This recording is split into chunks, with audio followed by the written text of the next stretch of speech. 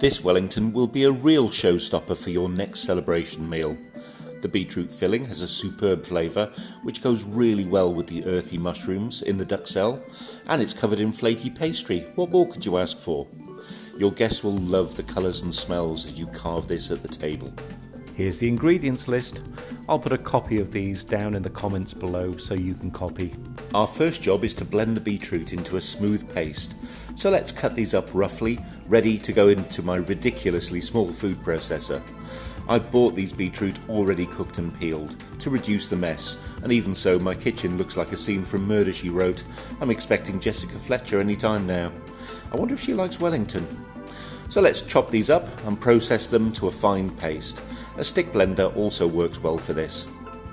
Look, I'm caught red-handed. This is how fine we want it, so let's add this to the rest of the beetroot.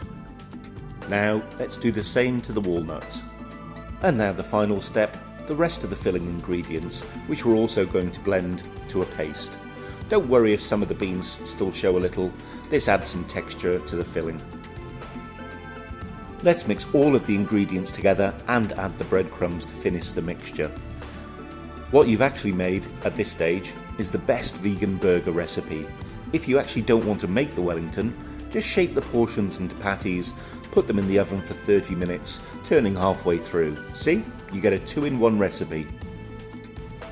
I'm assuming at this point you actually want to make the Wellington and not burgers, which is great because I do need the watch time. So it's mushroom time now. Let's get and make the duxelle. Start by chopping and processing the mushrooms to a fine grain.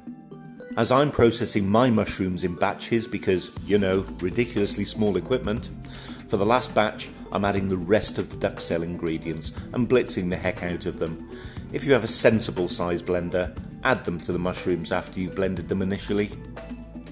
So this is my duxelle mixture, ready to be dry fried.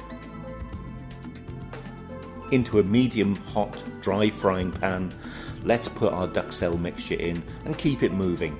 You can reduce the temperature of the pan if you think it's a little hot. The idea is to drive off a lot of the moisture in the mixture so as not to split the pastry when it's cooking. After 8 minutes or so, the mixture should resemble Play-Doh or modelling clay, and the mushroom smell in your kitchen will be amazing.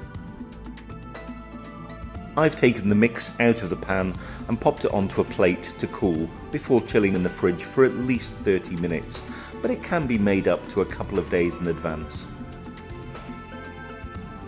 Let's roll our filling in the mushroom mix.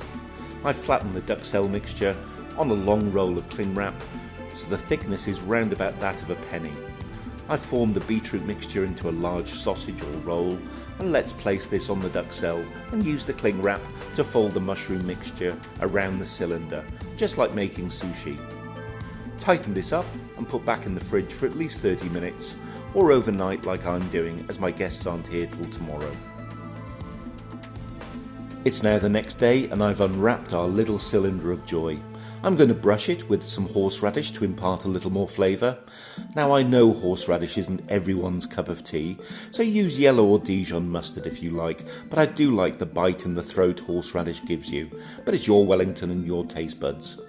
If you want a little tip to get the right length of pastry, measure using the cling wrap how long the pastry needs to be to cover the cylinder and make a mark or tear on the wrap to the correct length.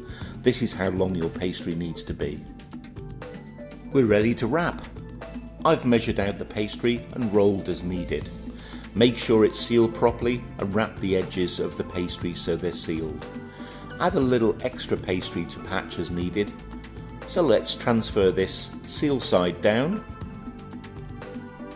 to a baking sheet and brush with your choice of vegan milk. I'm using oat.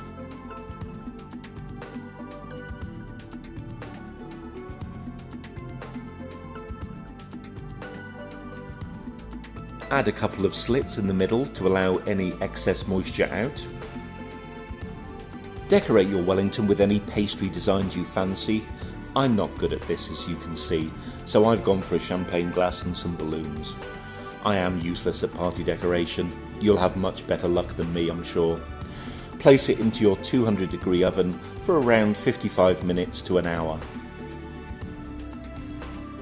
Let's take this out. It looks brilliant and it smells great. Leave this to rest for 15 to 20 minutes before transferring to a serving dish and carving to the oohs and ahs of your guests.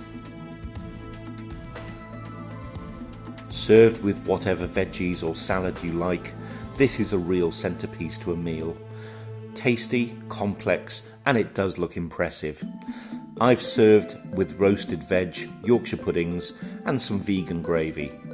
Perfect. If you like this, why not have a look at my whole cauliflower Wellington and subscribe to see what's coming up next. Until next time, bye!